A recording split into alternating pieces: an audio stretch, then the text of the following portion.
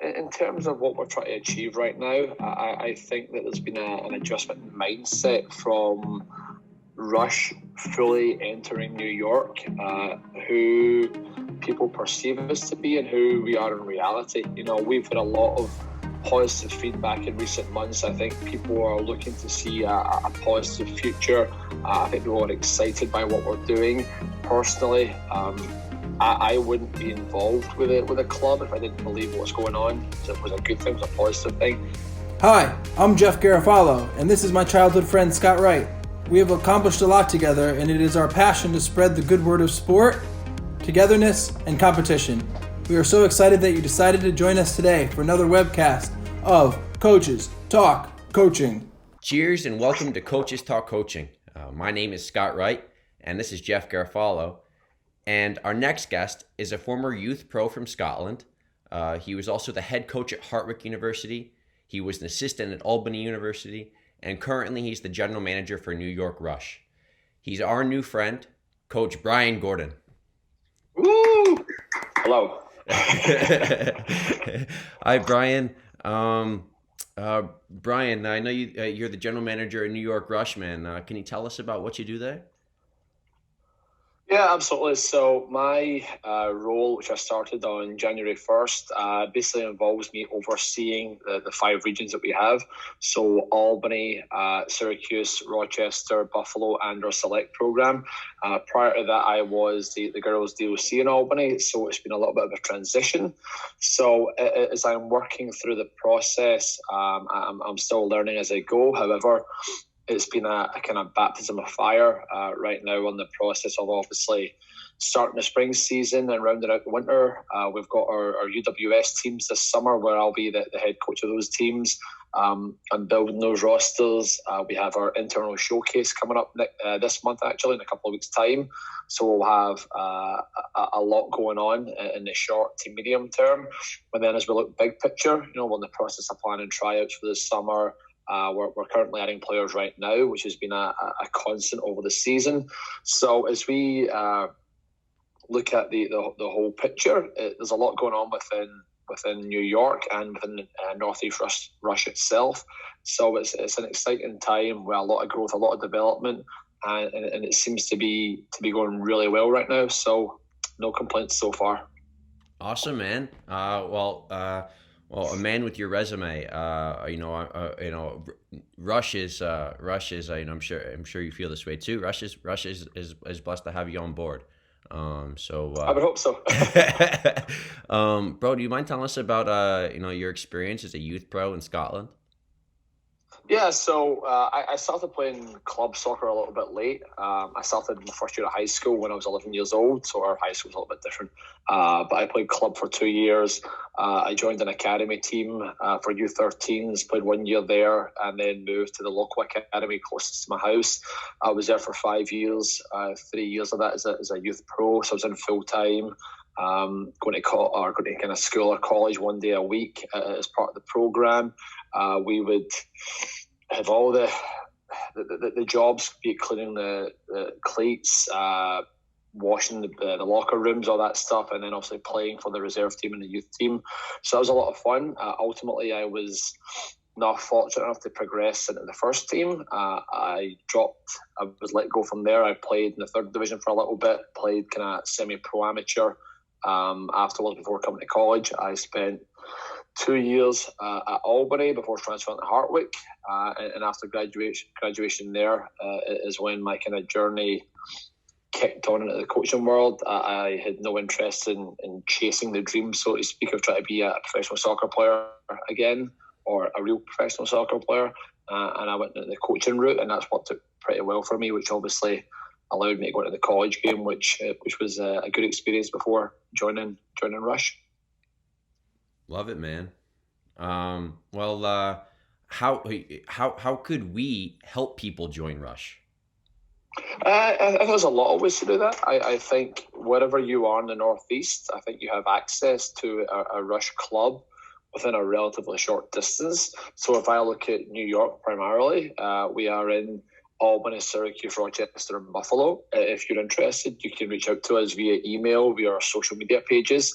I believe it's info@rushny.com, or you can reach out to me. I can give you my contact details later, and I can put you onto the appropriate coach. We have teams of all ages, from our co-ed teams at U8 all the way through to our U18s, and obviously we've got our women's league team in the summer. We have camps and clinics on a regular basis, which are an opportunity for players to get extra training, be it from Rush or outside the club, people who want to do more but they don't have that platform. So we've had a lot of success, be it with our college winter camp, be it with our high school prep camp, technical clinics, our Mighty Mites for our 4, 5, and 6-year-olds. And then we have girls' academy, boys' academy. We can cater to everybody. And if you're looking for more information, get in touch with me and I will happily help you out. Awesome, man. Well, bro, you're just kicking down the doors, man, of this conversation. So, we're already on to the fire question round with Coach Jeff. Already, Coach Jeff, here we are. Thank you, Coach Scott. Brian, thanks so much for joining us today on Coaches Talk Coaching.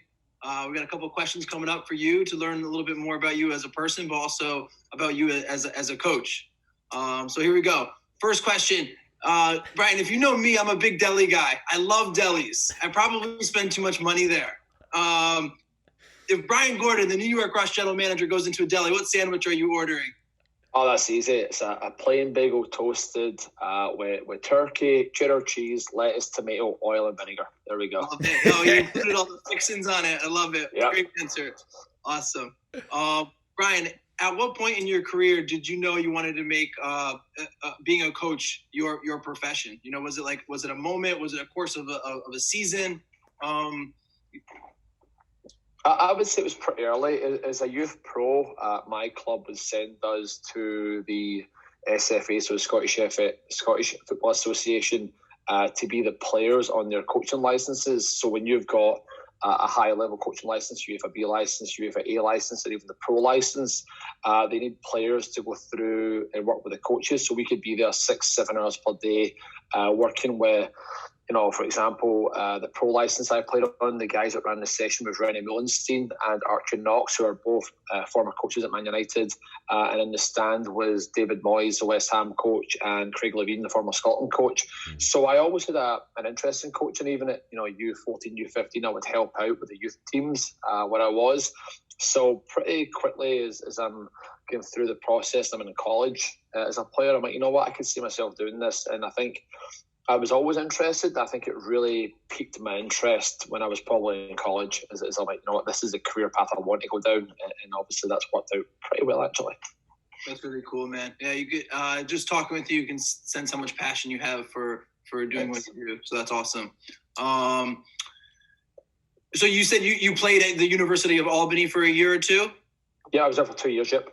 How would you describe the college soccer atmosphere? Number one was how competitive was it? Like trying to get a starting spot on the team, and how demanding was it? Talking about from what I've heard, sometimes 2 days or 3 days in the preseason for you guys. It was an adjustment. I'm used to a 6-week preseason, once a week, maybe twice a day, once a day, maybe twice a day practices. And then you've got a 2-week window where it's 2 or 3 practices per week. You eat, sleep, and play soccer. That's all you do.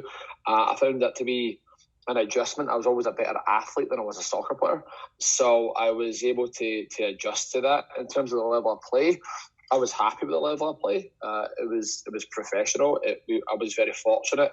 In my youth pro days, we could be in a 4-hour bus trip in a minivan with 16 players and 15 seats. Whereas if we're traveling 2.5 hours in college, 52-seat bus, overnight stay, I was in my element. I thought this was professionalism personified. So I have nothing but positive things to say about Albany. I transferred out, but I really enjoyed going back there to work for 3 years, and I'm very much still interested in how the men and women's program do there. Very cool. Got your roots there. That's awesome. So Brian, as being a coach, what do you feel one of the most important aspects to coaching or developing a team is. Like, I think it's unique that soccer is a team sport. You have a starting lineup of 11 players, and then you have a full roster, compared to an individual sport. What do you think is the most important aspect of developing the team? I think it's important that all players feel valued. For me as a youth coach, I don't believe that players should not play less than half the game. So if I'm playing a game, be it the U12s or U17s, everybody plays at least half the game. Winning is important, but learning to develop is more important. If you can't play half the game, you shouldn't be in the team. You have to find a different level of play. So building a trust base, building a unity, building a willingness to go compete is top of the tree for me. And then after that, you can start adding the fluff in below it. The technical ideas, the technical, tactical, the physical, psychological piece. But if it's U12 or U17, I ask 3 questions. Are you excited to come to practice? Are you learning? And are you having fun? If the answer is yes to all those, I think we're in a pretty good place. Nice. Very cool. Last question, Brian. Which fictional character would you want to meet in real life? Oh, now that's... to be honest, I've been reading quite a lot of the Daniel Silva books over lockdown. I read 10 of them. So I would say the fictional character in that, Gabriel Allon, who's been an interesting guy. So I would go with that based on the latest series of books that I've been reading. So that would be my pick. What was the title of the book? Well, it's Daniel Silva is the author. There's a various collection. There's 20 books or so. I've read 10 of them. So Gabriel Allon is a secret agent, so to speak. So I would go with that. He seems a pretty interesting guy. There we go, Brian Gordon. Maybe we'll team up as a special agent. Yeah, I don't think I'm very discreet. Awesome. Thank you, Brian. That's all for our fire question round. We'll give it back to Coach Scott. No problem. All right. And Coach Brian, it's going to come right back at you, man. We got 30. So sometimes at the end, what we like to do is we like to give you the mic. And so last 30 seconds, tell the people what you want them to know. In terms of what we're trying to achieve right now, I think that there's been an adjustment in mindset from Rush fully entering New York, who people perceive us to be and who we are in reality. We've had a lot of positive feedback in recent months. I think people are looking to see a positive future. I think people are excited by what we're doing. Personally, I wouldn't be involved with a club if I didn't believe what's going on. It was a good thing, it was a positive thing. I think we offer great value for money. I think we've got a great coaching staff. I think we're very diverse. Of the 8 staff coaches we have in Albany, I believe there's 6 different countries represented. And they all have good background. We believe in coach education. We believe in the kids enjoying themselves. And I think that we can cater to all levels and abilities. And I think that we put the player development, player enjoyment part first. And from there, I think we can start to build after the kids, like I said previously, are excited to come to practice, excited to play. And I think that's what you need to be successful. And, I'm doing all that I can. And I know that all the staff that we have across the state and the region are doing what they can do. And that's why I believe that we are a club that's certainly well-known nationwide, but a club that's in the ascendancy in the Northeast as we need to try and gain more traction, more positive notoriety, despite the oxymoron, and we go from there.